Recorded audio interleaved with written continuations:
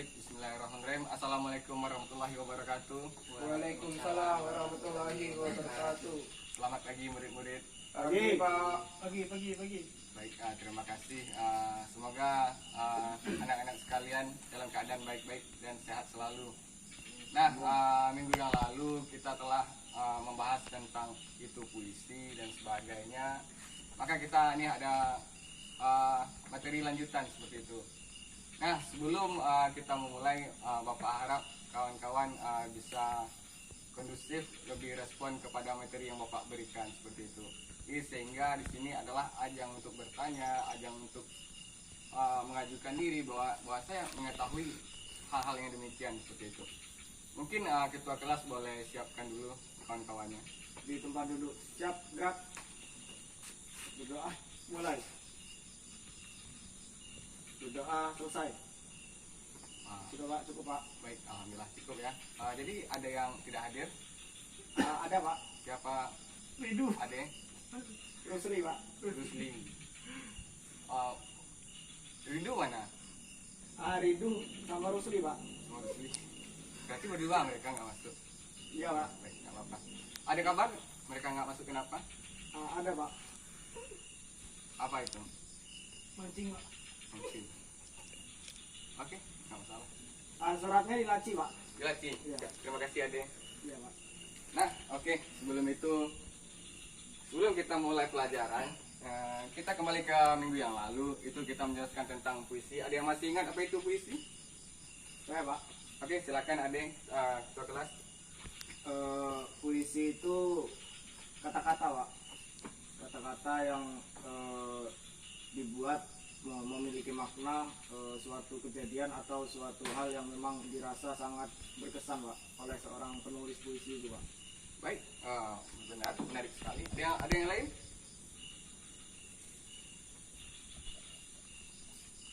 Coba Apip. Puisi itu kalimat yang indah Pak, memiliki makna. Baik, benar. Soleh? Puisi itu adalah karangan yang diungkapkan oleh pengarangnya.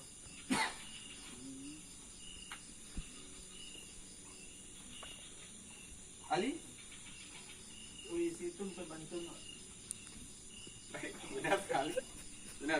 Ya. Jadi jawaban dari anak-anak sekalian itu benar seperti itu.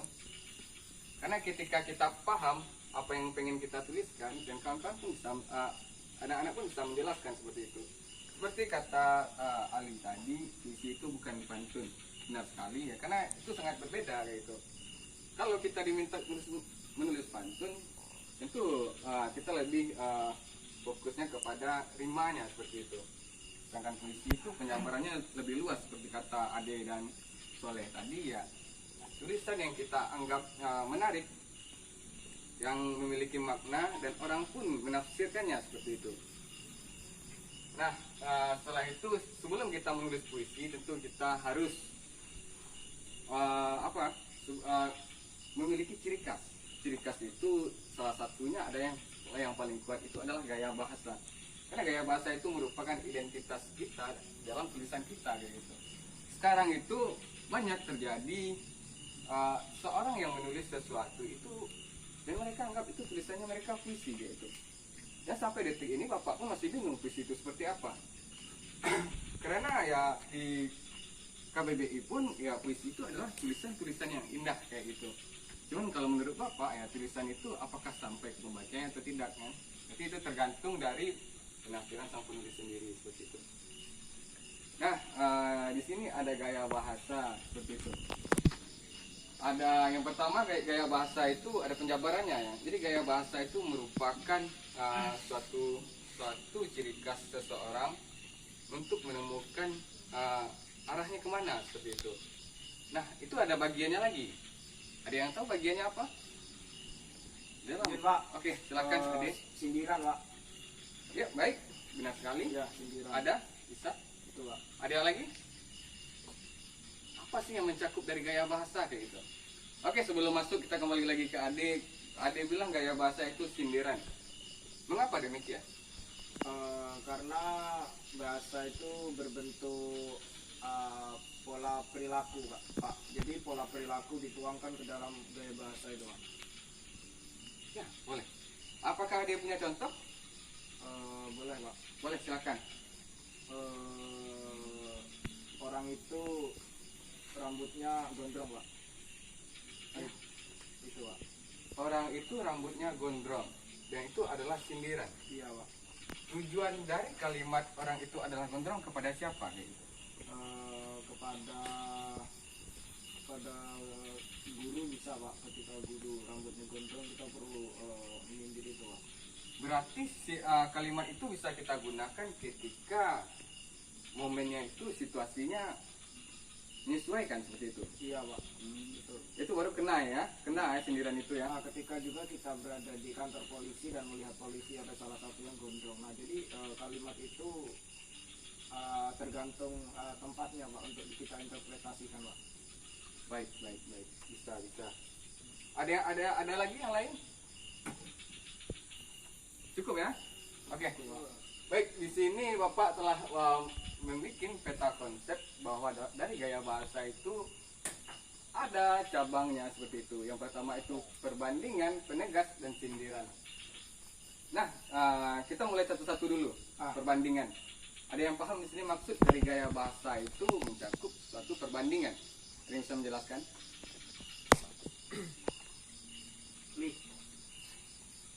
Oke, bagaimana Ali? Belum ngerti Ali. Baik, terima kasih. Yang lain mungkin belum ngerti ya? Iya Pak. Baik, langsung saja. Jadi salah satunya itu adalah perbandingan, karena dalam gaya bahasa itu mencangkup yang pertama, ketika kita memiliki bahasa, kita bisa membandingkannya satu sama yang lain. Terus ada yang penegasan kayak gitu, kita berikan ketegasan kayak gitu. Lalu ada sindiran kayak gitu. Jadi banyak cakupannya seperti itu. Jadi Bapak ada contoh dari gaya bahasa perbandingan itu. Yang pertama ada yang namanya di sini metafora kayak gitu. Metafora itu adalah kesamaan sifat. Ada yang lain metafora maknanya? Oke. Jadi Bapak kasih contoh ya kesamaan sifatnya. Contohnya adalah semisal ketika bangun pagi, kita melihat tuh, kita buka jendela lalu kita lihat tuh, wah ada matahari tuh. Lalu sifatnya seperti apa? Sifatnya seperti ini. Oke, tadi kita kembali lagi ke perbandingan. Tadi itu ada metafora, yaitu kesamaan sifat seperti itu. Kita ambil contoh itu adalah matahari tadi. Matahari tadi sifatnya apa kayak gitu? Yang pertama, Menerangi Pak. ya bagus. Ada lagi? Menghangatkan. Benar. Ada lagi? Baik, itu cukup ya. Jadi itu matahari itu menerangi, menghangatkan. Kita kasih kesamaan sifatnya tadi, itu sifatnya yang sama kayak gitu. Kita kasih gaya bahasanya seperti ini. Seandainya jadi matahari itu menyinari apakah malam atau siang? Ya, Siang ya, nggak mungkin kita malam ya gitu. Kita anggap matahari itu adalah cahaya yang paling utuh dalam keseharian kita, sehingga kita menganggapnya cuma satu cahaya ketika siang kayak gitu, itu matahari. Bisakah kita anggap itu adalah raja? Bisa ya, karena nggak ada lagi yang lain kan kayak gitu. Dan dia yang paling tinggi ketika cahayanya muncul kayak gitu. Ketika siang itu tidak ada bintang seperti itu. Nah, saya istilahkan ketika pagi tadi itu ada bulan kayak gitu. Oh maaf, bulan nggak mungkin, karena bulan itu malam seperti itu. Yang benarnya adalah awan dong kayak gitu. Karena kalau bulan itu malam lagi kan seperti itu. Jadi ada awan tuh. Jadi sehingga cahayanya itu menutupi kayak gitu, agak redup kayak gitu. Nah, kesamaan sifatnya karena cahaya yang nggak nampak, jadi ada gaya bahasanya seperti ini. Raja siang enggan menyinari bumi. Boleh seperti itu. Menarik. Lagi semisalnya nih, ketika kita hobi nonton bola semua ya. Hobi. Nah, ada jadi ketika kita ramai-ramai kayak gitu dalam satu stadion kayak gitu, kita bingung nih mengungkapkannya seperti apa. Ada istilahnya seperti ini. Kita ibaratnya supaya itu lebih menarik kayak gitu. Ada yang bisa bikin kayak situasi ketika kita dalam stasiun bola, orang banyak seperti itu. Kalau kita bikin ya banyak orang dalam stadion, kurang menarik begitu.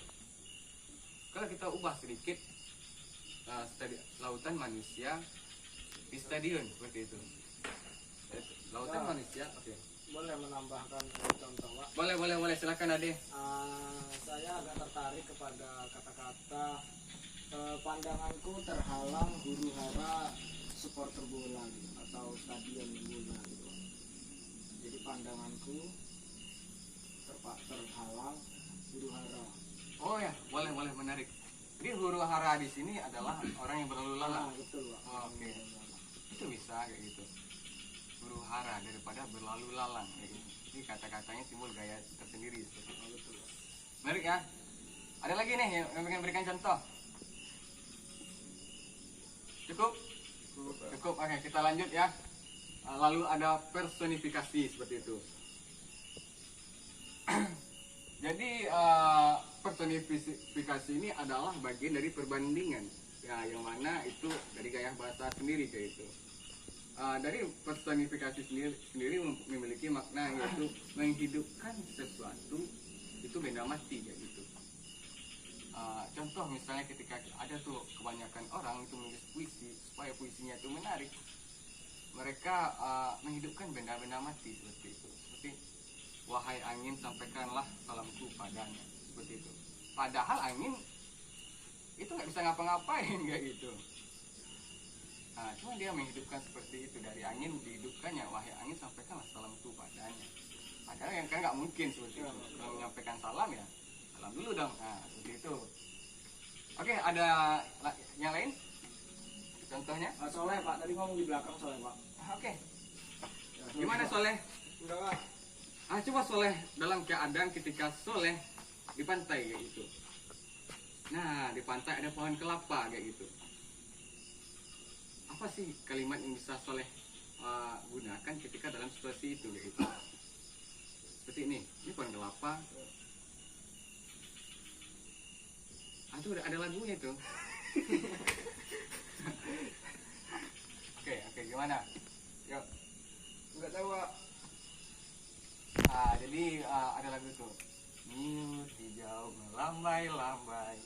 Seperti itu kan istilahnya kan. Jadi itu dia merubah makna tadi seperti itu. Padahal itu daun kelapa lah kayak gitu. Mana mungkin dia bisa melambai-lambai seperti ini kayak gitu. Cuma dia menghidupkan tadi seakan-akan itu manusia kayak gitu. Oke, cukup ya? Cukup. Baik, kita lanjut kepada hiperbola. Ada yang tahu itu hiperbola apa? Ada? Soleh, Ali gimana? Oke. Jadi ini kita kembali lagi, hiperbola adalah itu suatu gaya bahasa yang mana itu melebih-lebihkan. Melebih-lebihkan ya, Pak? Ya, benar. Contoh, ada yang bisa berikan contoh? Pak. Oke, boleh. Ali kemarin pernah curhat sama saya, Pak. Ya, boleh. Katanya hati Ali hancur berkeping-keping, Pak. Nah, Iya. itu menarik sekali seperti itu. Hati Ali jatuh berkeping-keping kayak gitu. Itu kan terlalu lebay kayak gitu. Melebih-lebihkan seperti itu. Kalau hancur ya, hancur aja lo. Ngapain berkeping-keping kayak Iya, gitu. betul, Pak. Seakan-akan dia paling terzolimi. Iya, Pak, betul, Pak. Kurang menarik ya. Nah, jadi oke, boleh. Oke, kita rasa untuk perbandingan cukup ya. Kita masuk ke penegas seperti itu. Dalam gaya bahasa itu ada gaya bahasa penegas seperti itu. Yang pertama itu adalah paralelisme. Ada yang tahu itu apa paralelisme? Belum tahu, Pak. Belum tahu ya? Ya.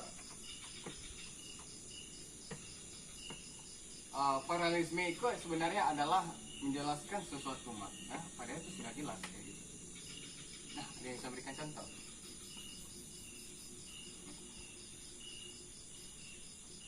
Saya Bapak kasih satu contoh. Seperti ini, dalam suatu ketika itu mahasiswa yang di Universitas Bengkulu, mereka itu unjuk rasa itu ke DPR kayak gitu. Iya, Pak. Lalu ada bapak polisi itu yang ibaratnya menenangi massa seperti itu. Nah lalu mereka mundur kayak gitu. Mereka mundur kayak gitu. Kalau kita mundur itu kemana? belakang. Nah, seperti itu. Wah, sudah cukup jelas kenapa pakai ke belakang kayak gitu.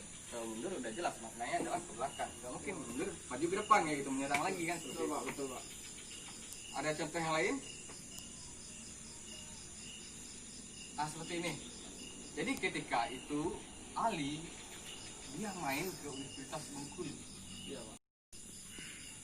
Oke baik. Jadi kembali lagi kepada gaya bahasa itu ada penegas, ada itu paralelisme kayak gitu. Contohnya tadi apa tadi bisa berikan contoh lagi? Ali memancing di kolam yang sudah ada tulisannya dilarang memancing Pak. Ya. Lalu ada Duridu yang hadir itu karena dia hobi mancing kan? Iya, iya, Hmm. betul. Jadi ketika dia memancing, dia bercerita kepada Pak dosen yang ada di sana kayak gitu. Dia bilang, Pak, saya melihat Duridu, Dam-Dam, dia memancing di danau Unip. Saya melihatnya dengan mata kepala saya sendiri. Itu kalimatnya seperti apa kayak gitu? Dia bikin kalimat yang menarik. Padahal ketika dia bilang, saya melihat dia, Pak.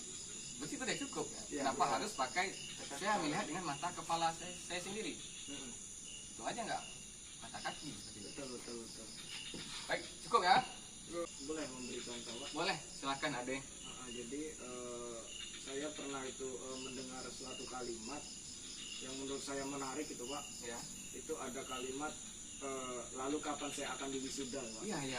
Adik kelas sudah lebih dulu. Nah, Ya kan? Hati cemas merasa masih begini dan teman baik sudah di DO. Masih adalah kalimat orang tua di desa menunggu, calon istri gelisah menanti. Nah itu menurut saya di pemborosan Pak di situ. iya benar. Boleh. Itu dari kata lalu kapan saya akan diwisuda saja itu mengartikan bahwa saya sudah telah diwisuda gitu. Sudah melebihi waktu untuk diwisuda, tapi masih ada kata-kata untuk menegaskan itu Pak. Iya benar. Mungkin seperti itu Pak. Ya, kalau dia pengen cepat wisuda, selesaikan seperti itu. Betul Pak. Kenapa dia masih harus mengeluh? Betul. Akan bawa kampung ya, rindu kampung halamanku, Bawa istri dan sebagainya Pak itu Pak. rindu kampung halamanku, rindu kampus biruku. Aduh. Seperti itu ya. Ya. Oke, kita saya rasa itu cukup. Kita kesindiran ya. Izin Pak, pleonasme belum Pak? Oke, terima kasih karena saudara Ade itu sangat menyimak ternyata dari bapak itu sengaja tadi. Saya kira tadi peta konsepnya nggak dibaca oleh kawan-kawan, ternyata Ade membacanya. Ada yang tahu apa itu pleonasme? Belum Pak. Oke, jadi pleonasme ini adalah tingkatan dari penegas repetisi tadi. Karena pleonasme ini adalah memiliki maksud yang sama. Maksudnya sama sebenarnya, cuman lebih tegas seperti itu. Ada yang bisa berikan contoh?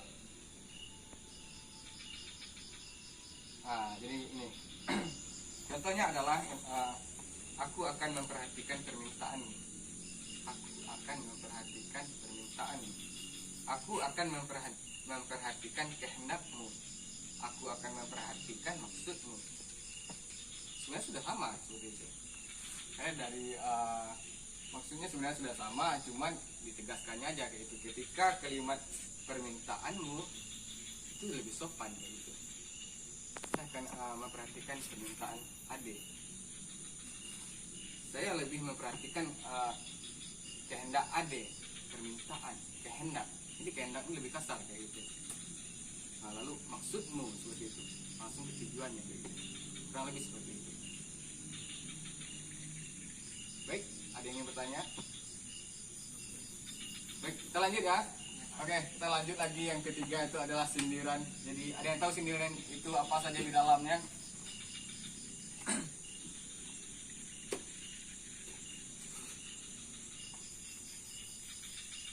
Oke. Baik, langsung saja ya. Jadi di sindiran itu ada ironi, sinisme, dan sarkasme. Jadi ini adalah sebuah tingkatan ketika kita menyindir kayak gitu.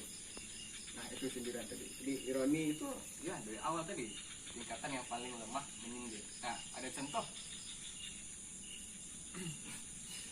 Ali Pak. Ali, gimana Ali? Izin Pak. Ya, silakan Ali. Pergi karena bau busuk. Kira-kira itu masuk kemana itu? Bau badan Pak.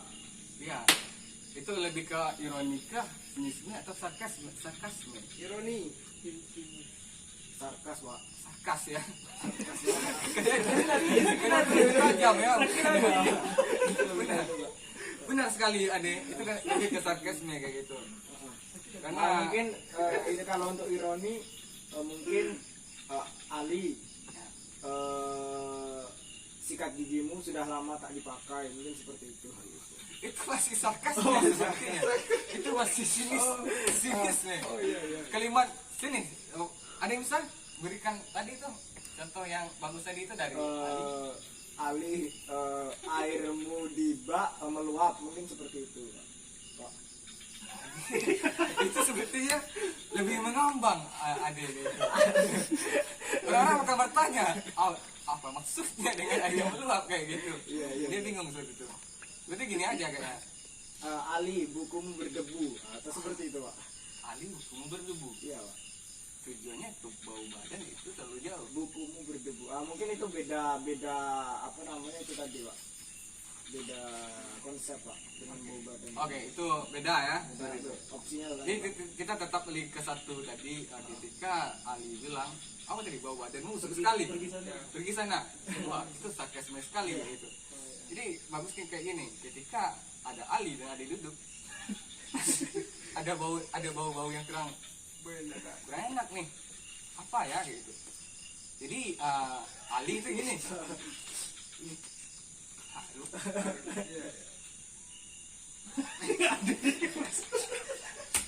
Kira-kira seperti itu kayak gitu.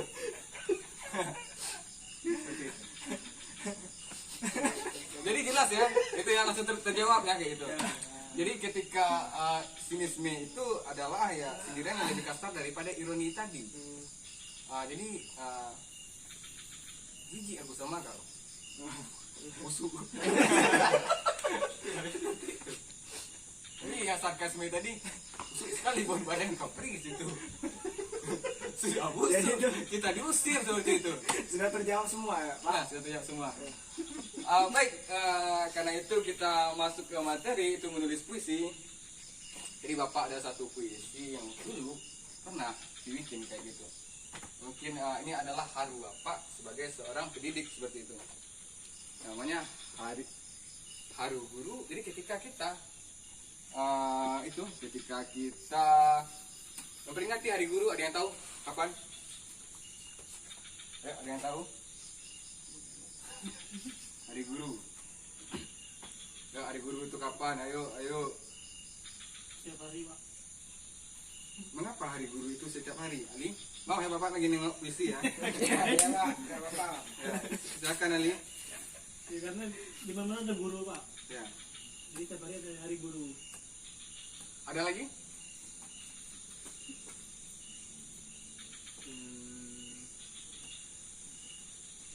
Satu tahun sekali Pak. 1 tahun sekali. Ya. Ya, itu kapan tuh harinya itu? Ada. Lupa Pak. Lupa ya. Oke. Hari Guru adalah, ayo, ada yang tahu? Tahu. Kalau nggak salah, ini benar. Iya, betul. 28 Februari. Kok 2 Februari? 28 November kalau nggak salah. Itu Bapak, mudah-mudahan Bapak nggak salah ya kayak gitu. Ya Pak. Ini puisinya. Di sebenarnya Bapak bukan ke tanggalnya, karena Hari Guru itu adalah, Bapak sepakat dengan Ali. Hari Guru itu ada setiap hari. Tanpa guru itu bukan hanya di sekolah kayak gitu. Mungkin ketika Bapak duduk di sini barangkali Ali, Ade, Soleh, Habib itu adalah guru Bapak kayak gitu. Nah Bapak nggak tahu kan kayak gitu. Karena hal-hal menarik bisa saja tersampaikan dari anak-anak ke Bapak kayak gitu. Sehingga Bapak yang awalnya tidak tahu menjadi tahu kayak gitu. Jadi Bapak harap setelah Bapak membaca nanti ada juga sih puisi atau puisi sendiri, puisi siapa bacakan kayak gitu. Karena harapannya ketika kita menulis puisi ya masukkan gaya bahasa kita, ciri khas kita kayak gitu, sehingga orang tahu, oh ini tulisan si Ade, ini tulisan si Ali kayak gitu. Ini ciri khas dia dari gaya bahasanya. Dia lebih sarkasme dalam menulis. Dia lebih memetaforakan kata-katanya seperti itu dan sebagainya kayak gitu. Baik, nah, Bapak langsung duduk ya. Iya, Jadi Pak. kalau Bapak diri itu kaki Bapak gini-gini. Iya. Ini karena Bapak masih belajar ya, Bapak duduk aja. Oke. Bapak ya. Hari Guru, apa Hari Guru? Oyong langkah kaki Pak Tua dengan batik kopri, lusuk kebanggaan. Katanya, batik Garuda Perkasa. Celana hitam dasar menguning dengan bekas karet di pantat. Kenangan murid waktu itu. Baginya bukan nakal. Hanya butuh perhatian Pak Tua, abdi negara. Senyum getir yang tampak dipaksa, menyambut pagi mencerdaskan. Di sela bibir terlihat ampas kopi, pagi mengganti sepiring nasi.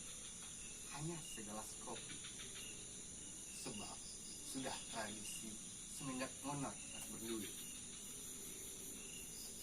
Mata bengkak bukan karena tak tidur, memikirkan kelakuan murid. Bukan. Ini hanya kenangan dari teman lama yang datang sore itu. Teman yang memberi cendera mata, pertikaikan hak. Sebab ada murid yang kurang ajar. Pak Tua dengan mati kopri, kasihan sekali. Pada niat mencerdaskan dengan modal pengabdian. Ya, mencintai dengan kepala tegak. Meski lambung kian perih membengkak.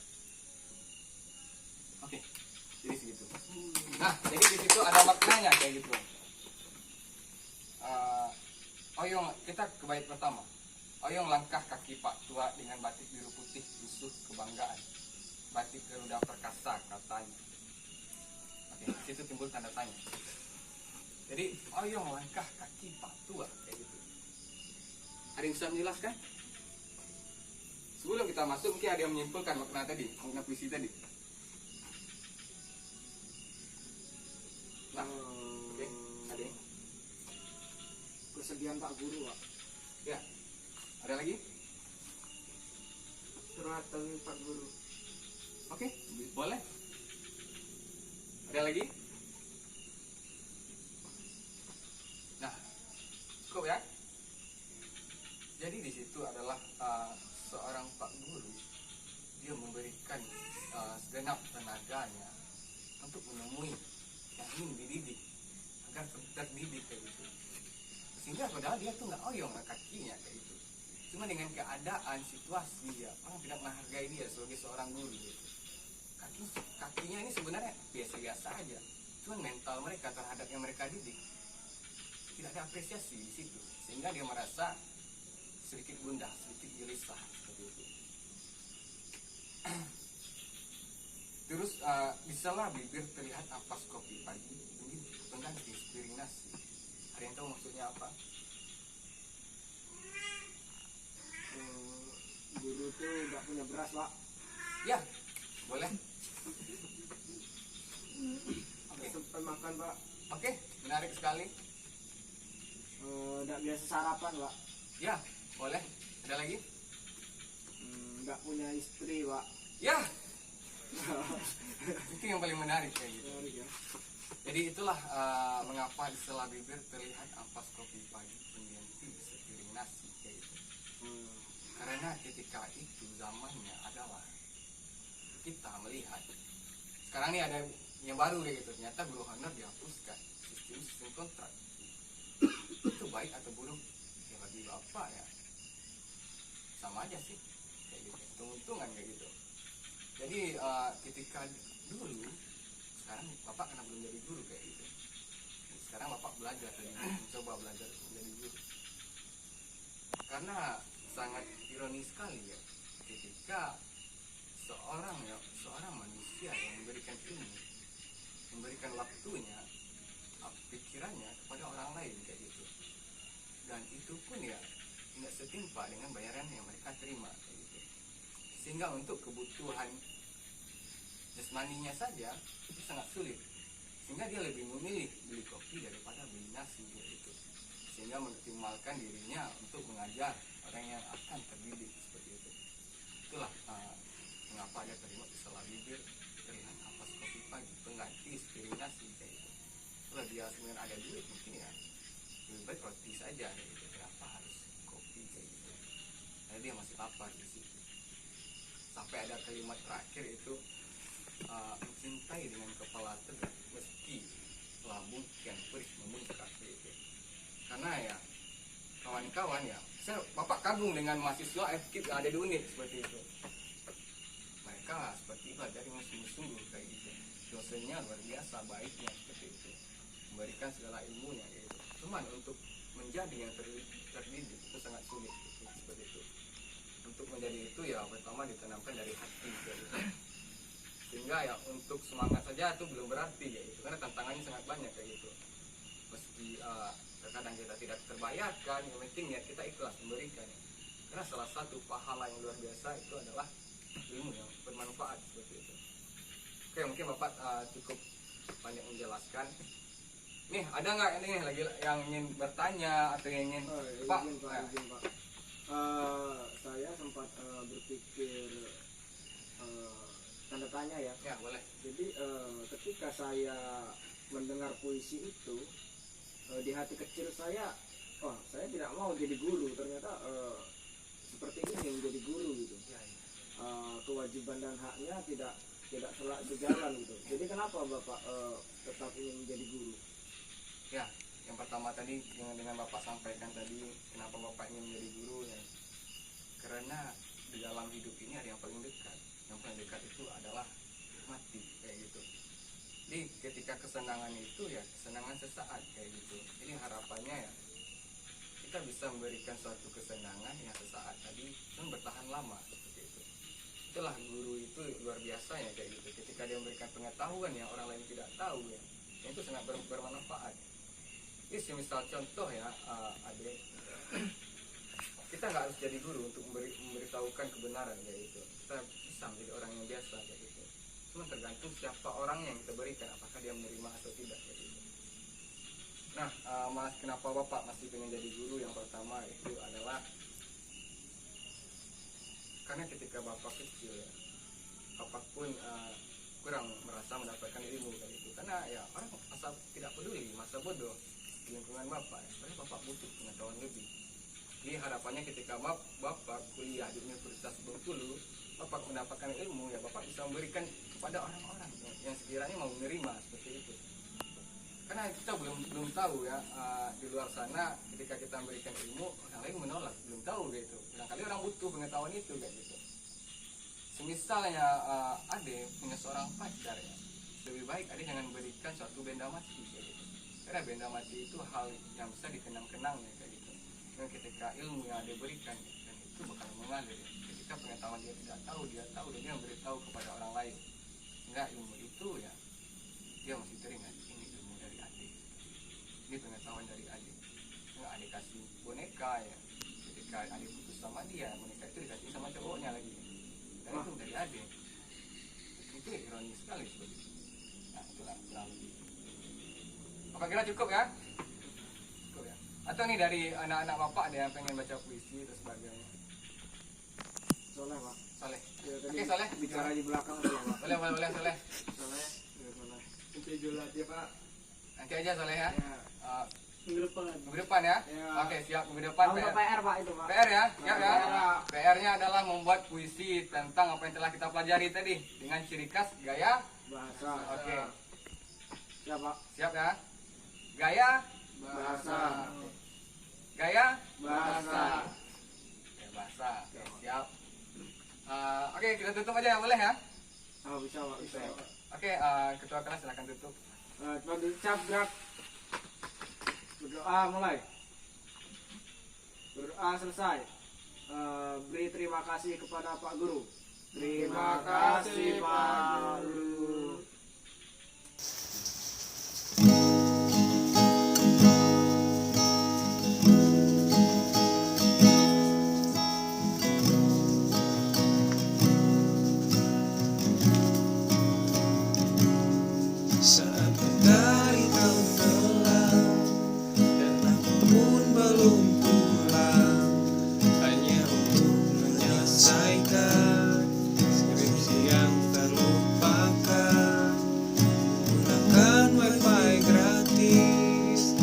sinyal tipis-tipis, namun ku tetap optimis. Walau badan bau amis, bertahun telah berlalu, orang tua pun menunggu, menantikan wisudaku dan juga calon menantu.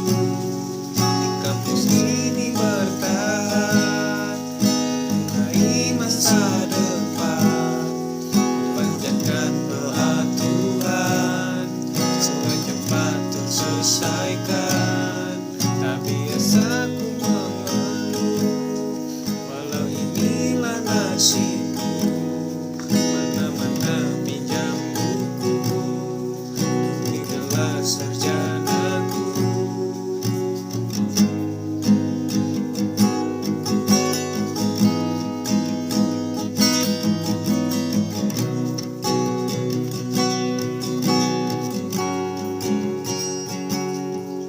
Rindu, aku rindu kampus biru. Semoga pandemi cepat berlalu. Aku rindu surga yang di sana, sehat selalu. Rindu, aku rindu teman seperjuanganku. Rindu, aku rindu kampus biru. Semoga pandemi cepat berlalu. Aku rindu semoga yang di sana sehat selalu. Rindu, aku rindu teman seperjuanganku. Rindu, aku rindu kampus biruku. Semoga pandemi cepat berlalu. Aku rindu semoga yang di sana sehat selalu. Rindu, aku rindu teman seperjuanganku.